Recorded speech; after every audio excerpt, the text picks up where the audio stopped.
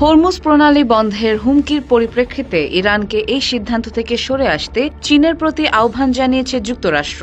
২২ June Fox নিউজকে দেওয়া এক সাক্ষাৎকারে এই আহ্বান জানান মার্কিন পররাষ্ট্রমন্ত্রী মার্কো রুবিও। মার্কো রুবিও বলেন, যারা হরমুজ প্রণালী দিয়ে জ্বালানি পরিবহনের ওপর ব্যাপকভাবে নির্ভরশীল সেই চীন সরকারের প্রতি আমি আহ্বান জানাবো তারা যেন ইরানি কর্মকর্তাদের সঙ্গে যোগাযোগ করে এই বিষয়ে। এর আগে ইরানের পারমাণবিক স্থাপনায় যুক্তরাষ্ট্রের হামলার পর পাল্টা প্রতিক্রিয়া হিসেবে হরমুজ প্রণালী বন্ধ করে দেওয়ার হুঁশিয়ারি দেন ইরানের কয়েকজন শীর্ষ কর্মকর্তা।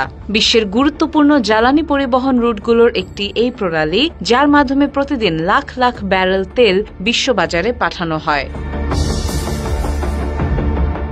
এই প্রেক্ষাপটে মার্কো রুবিও হুঁশিয়ার করে বলেন, হরমুজ প্রণালী বন্ধ করা ইরানের জন্য আরেকটি ভুল সিদ্ধান্ত হবে। এটি পুরো অঞ্চলের উত্তেজনা আরও বাড়াবে। এই ধরনের পদক্ষেপ ইরানের জন্য হবে অর্থনৈতিক আত্মহত্যা।